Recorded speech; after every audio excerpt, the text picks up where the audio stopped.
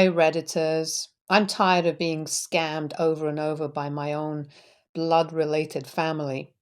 They've controlled my whole life: school, career, fiance, 30 years of obedience, and all I get is betrayal. I get it. Blood is thicker than water, but hey, at least water is pure. Forgive me if I sound too formal, because this is a habit of mine since childhood. While many older siblings lament the weight of responsibility, being the younger sibling comes with its own unique challenges. I've experienced firsthand the biases and favoritism that often favor the older sibling who's perceived as more obedient and compliant. However, this has inadvertently given me the courage to forge my own path and pursue my passions, even if my major life decisions were heavily influenced by my family. In many ways, I've learned to assert my independence and become the master of my own choices because I barely got credit anyway. In my family's business oriented world, my older brother's significant contributions earned him the privilege of being single. Meanwhile, I was coerced into an arranged marriage justified by the claim that I don't contribute anything to the family business. However, this assertion overlooked my actual contributions. My refusal to conform to the arranged marriage expectation stemmed from my personal values. But my family's emphasis on business interests overrode my autonomy.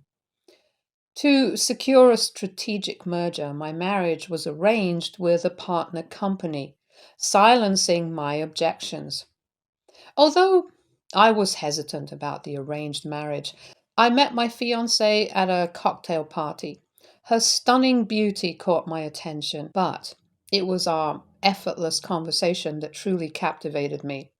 Our small talk blossomed into an unending discussion, interrupted only by my brother's playful jab. Save some for your marriage.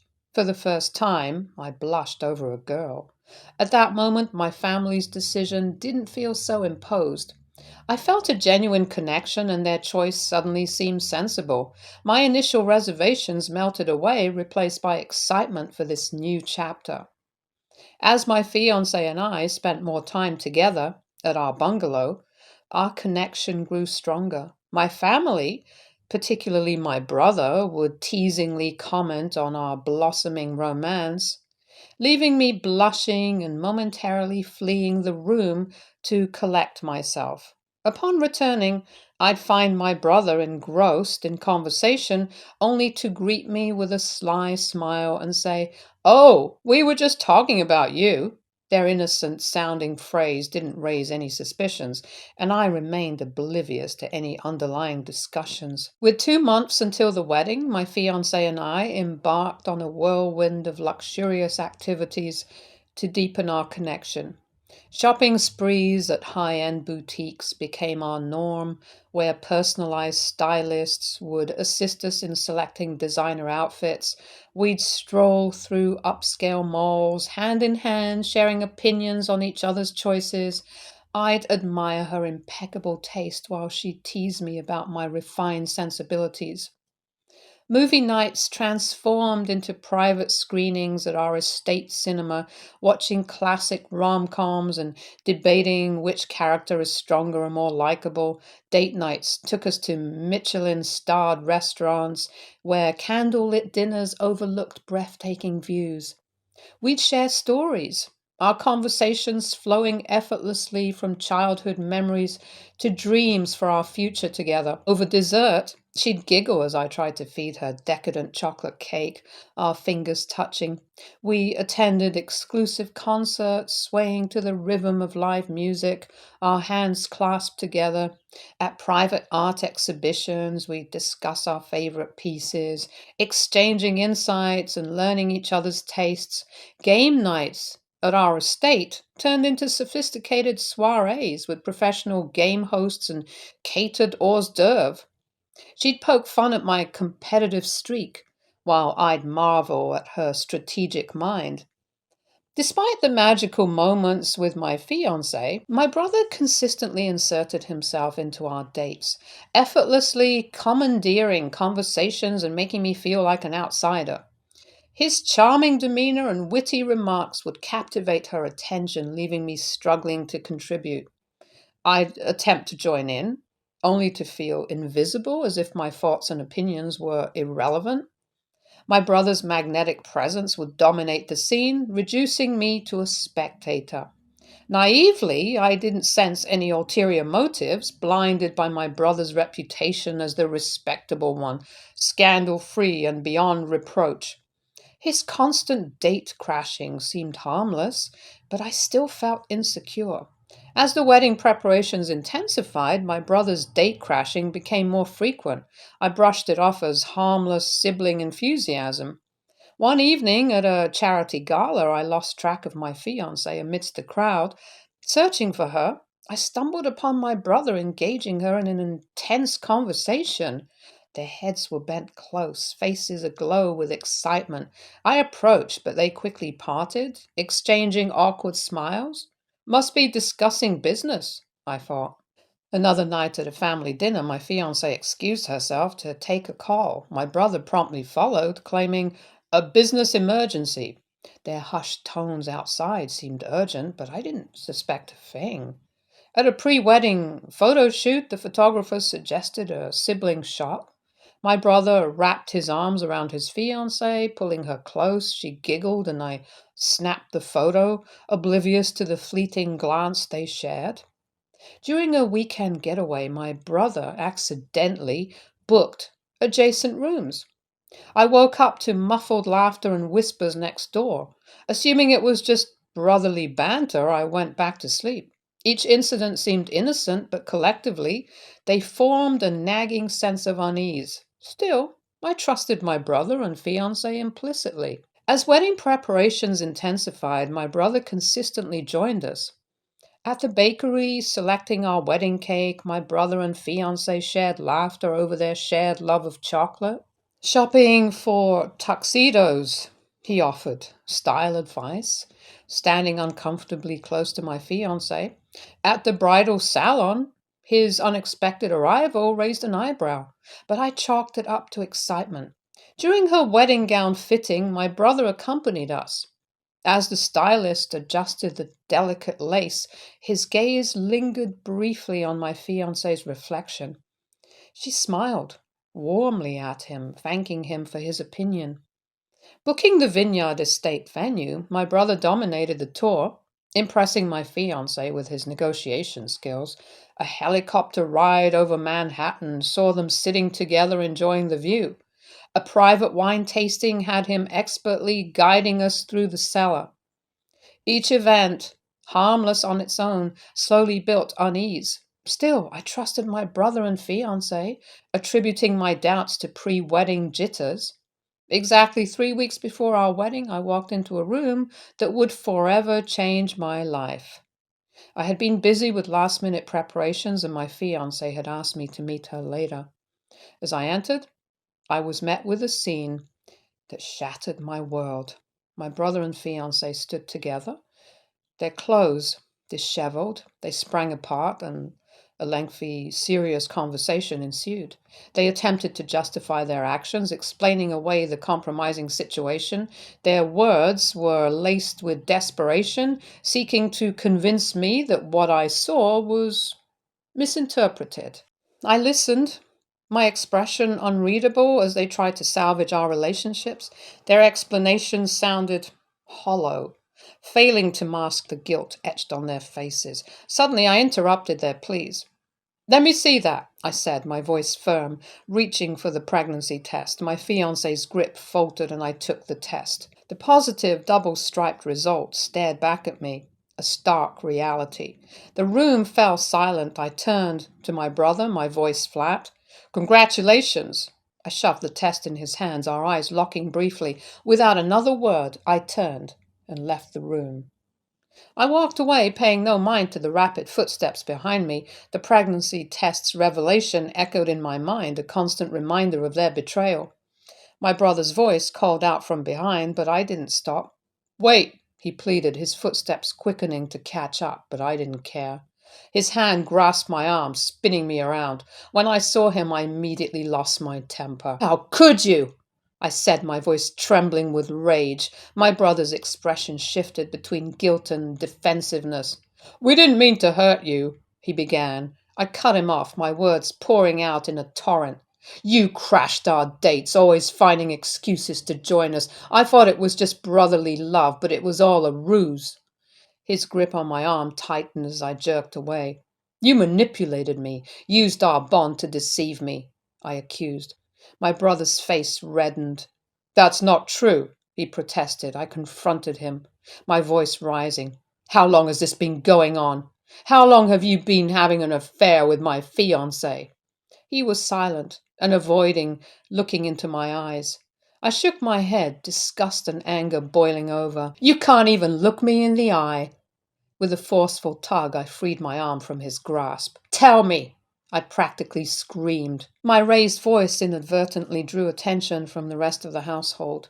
My family, concerned by the commotion, rapidly gathered in the hallway. The servants gathered in the distance, probably caving to witness a family drama. My dad, followed by my mom, emerged from the living room, their faces etched with worry. "What's going on? Why the shouting?" my dad asked, his brow furrowed. My dad's gaze shifted between my brother and me, taking in our tense postures. His eyes lingered on my brother's disheveled state, and a hint of understanding crossed his face. He seemed to piece together the situation, assuming I had physically confronted my brother and gained the upper hand. With a stern expression, my dad approached me, his hand raised as if to reprimand, but I swiftly caught his wrist, my grip firm.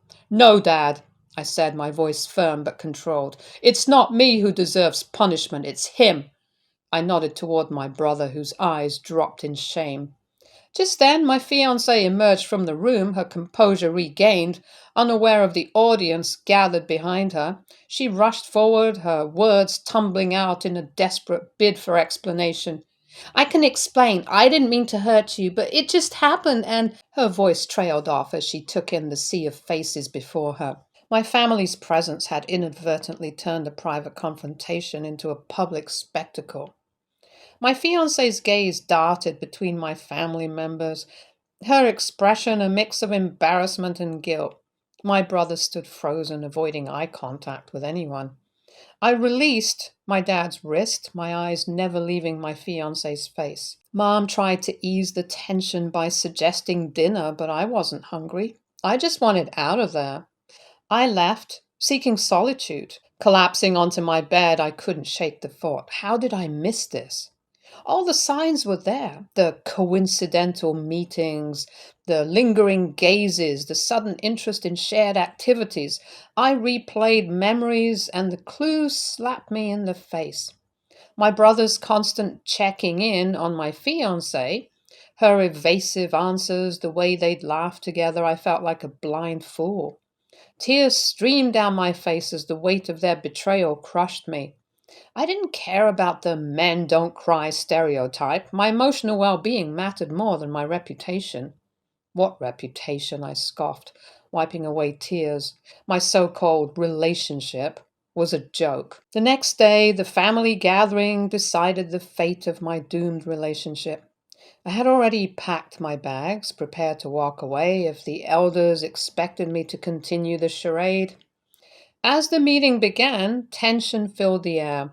My fiancée's hands trembled, betraying her anxiety.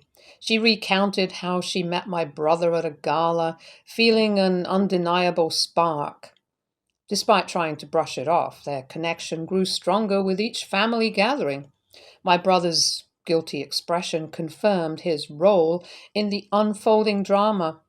Their clandestine encounters became more frequent, always careful to maintain a facade whenever I was around.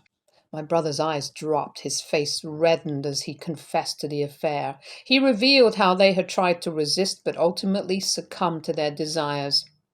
The nights they spent together, the secret meetings and whispered conversations, all led to one fateful night that changed everything. That night, just like every other night, They gave in to their passion, and my fiancée discovered she was pregnant soon after. The weight of their betrayal hung in the air, an unspoken accusation. I stood up, my decision made.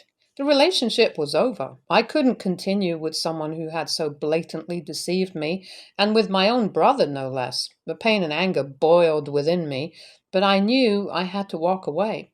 I thought the drama was over, but my father's stern voice halted my departure. "Sit down," he commanded, his expression unyielding. "You'll hear their verdict." Reluctantly, I obeyed, forced to endure the agonizing pleas of my brother and ex-fiancé. They professed their love, begging for a second chance. My parents deliberated, weighing the consequences. The truth began to unravel.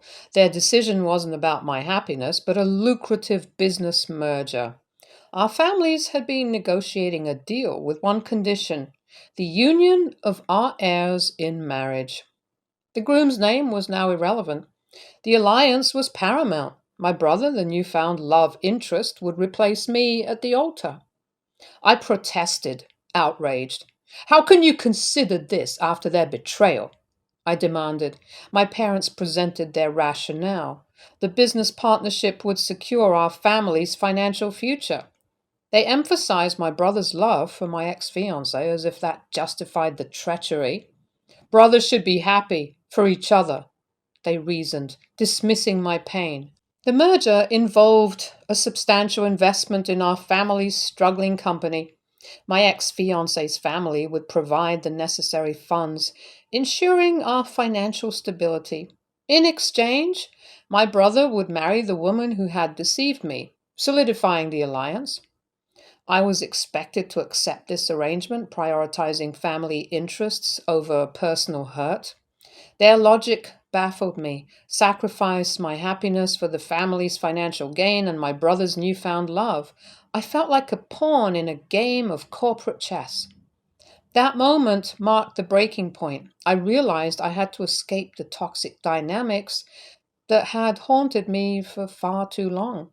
My family's blatant favoritism towards my brother, their willingness to sacrifice my happiness for their own gain, and their expectation of my submission was too much to bear. I made the difficult decision to sever ties with my family and go no contact. With a resolute heart, I took my luggage and walked away, determined to reclaim control over my life. Initially, I sought refuge in a luxurious hotel, indulging in the temporary comfort. However, reality hit hard the next morning when the hotel staff informed me that my credit cards had been frozen. My family's swift retaliation wasn't surprising. They had always wielded financial control as a means to manipulate me. I handed over the last of my cash, checking out of the hotel with a mix of anxiety and determination. The uncertainty of my future loomed, but I was resolute in my decision to start anew. With no clear destination in mind, I set out to find temporary shelter, but it was not easy. After 3 days of struggle, a kind soul offered me refuge, but with a condition: I had to earn my keep. Initially, I took on maintenance duties, ensuring the building's cleanliness and organization. However, my host soon discovered my hidden talent, my guitar skills, and my vocals. A local band, reeling from the departure of their troublesome lead guitarist, needed a replacement. I seized the opportunity, and my musical prowess impressed the band members. We clicked instantly, as music had always been my true passion, suppressed to a hobby due to family expectations. Now, making a living from my art brought an unparalleled sense of fulfillment with a steady income. I upgraded to a modest hostel, trading luxury for liberation. Though the living conditions weren't up to my former standards, I preferred this newfound freedom over the gilded cage of my family's manipulation. I had finally broken free. As our band's popularity grew, we performed at local concerts and talent shows, earning a sizable income that benefited both me and my employer. Our fan base expanded, and among them was an enthusiastic woman who regularly attended our shows. She'd request autographs after each performance. and her dedication caught my attention. One evening, she managed to sneak backstage, determined to meet us. The guards intervened, but I intervened, allowing her to pass. To my surprise, she expressed interest in joining the band. Some members were hesitant, but her exceptional vocal skills quickly won us over. While we couldn't hire her immediately, we took her under our wing, mentoring her to harmonize with our sound and overcome stage fright. Months of rigorous training paid off. She officially joined the band, bringing a fresh energy and unique sound, while her passion and talent revitalized our performances, and our fans adored her. This chance encounter turned out to be a serendipitous moment, elevating our music to new heights and forging an unforgettable bond between us. As we performed together, I noticed her admiration for me went beyond music. She had developed a crush, but I initially brushed it off, scared from my past relationship. I made it clear I wasn't interested in dating. Despite my reluctance, her attraction persisted, making me uncomfortable. Limiting our interaction seemed like the best solution, but avoidance only intensified my awareness of her. Then, the unthinkable happened. I started developing feelings for her too. I tried to deny them, but eventually I couldn't ignore the connection. We had a raw, honest conversation about our emotions. She shared wisdom that resonated deeply. My past shouldn't dictate my present or future. Her words freed me from my emotional restraints. I confronted my fears and we began dating. Our blossoming relationship ignited an undeniable chemistry on stage, elevating our music to new heights. For the first time, I prioritized love over caution. Our partnership flourished, with business becoming a welcome bonus. My partner and I had built a comfortable life together, purchasing a cozy flat that suited our middle class lifestyle. Our home was filled with music, laughter, and frequent jam sessions with our bandmates.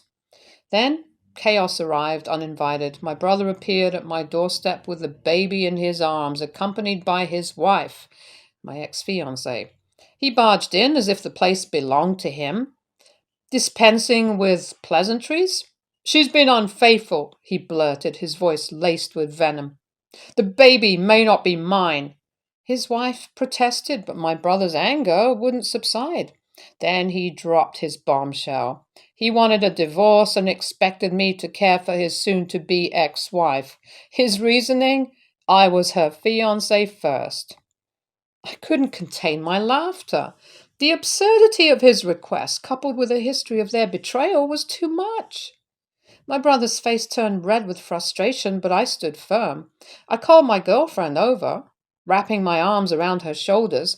The message was clear. My life was no longer entangled with their drama. "Take care of your mess," I told them, ushering them out. The door closed and I breathed a sigh of relief. My girlfriend enveloped me in a reassuring hug, and we went back to our room. AITA for refusing to help my ex-fiancé after the stunt she pulled. She cheated on me with him, and then cheated on him with someone else. My brother expected me to care for her since I was her fiancé first. Was I right to show them the door and prioritize my own happiness? Kindly drop your insights in the comments section and let me know. Update 1. Hello all. I'm back after a brief hiatus and blown away by the overwhelming responses. Thank you for your support. I'm relieved to know that I'm NTA in this situation. For my own sanity and peace of mind, I must remain anonymous, not to protect my family's reputation, but to safeguard my own privacy and well-being. My ex-fiancé and brother made relentless attempts to reconnect. They started with direct calls and messages pleading to discuss past issues. When that didn't work, they enlisted mutual friends as mediators. Hoping their words would hold more weight, they also leveraged social media, sending comments, direct messages. My brother even utilized our shared professional network, asking my former colleagues and acquaintances to persuade me. Family members intervened, organizing meetings to resolve issues. Public appearances became another tactic, with my ex-fiancé attending my band's concerts, sitting prominently to catch my attention. Sentimental gifts, flowers, and heartfelt letters arrived seeking forgiveness. In a final attempt, they approached my band members, asking them to pass messages or influence my decision. However, my bandmates remained steadfast in their support, shielding me from the emotional manipulation. Through it all, my band's unwavering loyalty empowered me to stand firm, protecting my well being and newfound happiness. Their unity and support served as a shield against my ex fiancé and brother's persistent efforts. I'm exhausted from their relentless pursuit and considering legal action, but limited resources hinder my ability to file a case. Their influential connections likely will quash the case before it gains traction. Should I yield to their demands and potentially sacrifice my well being, or explore alternate solutions to protect myself and maintain my boundaries? Should I give in to their pressure or seek alternative ways to safeguard my well being and uphold my boundaries? Update 2. Hey guys, I'm back and sorry for skipping the pleasantries, but I need to get to the point. After weeks of disturbance, we decided to solve the matter in a simple cafe. As we settled into the humble cafeteria, my brother and his wife exchanged uneasy glances. The faded decor, simple furniture, bustling atmosphere clearly didn't meet their refined expectations. They fidgeted, visibly out of their comfort zone. The creaky chairs and worn tabletops seemed to grate against their polished sensibilities. Every clang of dishes and murmur of conversation amplified their discomfort. They scanned the room, their eyes widening at the electric mix of patrons. My brother cleared his throat, attempting to assert dominance. Can we possibly find somewhere more suitable? He suggested, his tone laced with disdain. I smiled inwardly, relishing their unease. No, this is fine, I said firmly, setting the tone for our meeting. Their agitation intensified when I refused to dismiss my girlfriend. She's an outsider, my brother protested, his voice low but condescending. This is a family matter, I stood firm. She's my partner, my support. You're the ones who breached my trust. My girlfriend's gentle grasp on my hand fortified my resolve. As we ordered simple, unpretentious meals, their discomfort grew. They picked at their food, their refined palates struggling to adjust. Every bite, every sip seemed a concession to their diminished control. In case you're wondering why I'm giving all these extra details, you need to understand the level of discomfort they endured just to convince me to take the baby. My brother revealed the paternity test results. The baby was indeed his. However, he wanted nothing to do with it, citing the painful reminder of his wife's infidelity. Curiosity got the better of me, and I asked about cheating. He explained that his wife had an affair with a wealthy, older, and handsome businessman, captivated by his charm. She downplayed it as a hormonal fling, claiming her love for my brother was genuine. My brother seethed with betrayal, feeling blindsided by her actions. He confided that his family opposed divorce due to the lucrative business deal, and they paid heavily to keep the scandal under wraps. Despite this, he wanted out. Then he said that since the baby was an heir, he expected me to return to the family and raise the child. I stood firm, refusing to take responsibility. You dug your own grave, I said. I'm not accountable for your mistakes. You weren't there for me when I needed you. My brother's face twisted in disgust as I called the waiter to pack our unfinished meal. We don't eat leftovers, he sneered, a stark reminder of our diverging paths. I smiled, collecting the package. I'm not one of you anymore. And with that, I left with my girlfriend. I breathed a sigh of relief, hoping my brother and his wife would finally leave me alone. But if they continued to harass me, I had a foolproof plan to sever ties permanently. Marriage. I shared my thoughts with my girlfriend, and she requested time to consider the proposal. I reassured her that I will wait for her, even if it takes all eternity for her to say yes. Update 3. Hey guys, I come bearing good news. My girlfriend accepted my marriage proposal. As I exchanged vows with my loving girlfriend in the cozy chapel, our closest friends, bandmates, and supportive colleagues beamed with joy. But just as we sealed our love, my brother burst in, flanked by his wife, my ex fiancée, and their entourage. In the desperate bid to derail our happiness, my brother produced a fake prenuptial agreement, claiming I'd previously agreed to reunite with my ex fiancée. They'd manipulated my family into believing I was still on board and even forged documents to support their claim. My brother's wife stepped forward, tears streaming down her face, begging me to reconsider and fulfill my family duties. My ex fiancé approached my wife, attempting to brainwash her with twisted tales of our past and false promises of a better life with me. But my wife stood firm, recognizing the manipulation. She countered with stories of my brother's toxic behavior and my ex fiancé's infidelity, exposing their scheme. Undeterred, my brother resorted to bribery, offering the chapel officials a substantial sum to invalidate our union. When that failed, he attempted to intimidate me physically, only to be restrained by our friends. In a last ditch effort, my brother's wife pulled out a fake court order claiming our marriage was illegal, but I'd anticipated this move and had already verified its authenticity with the authorities.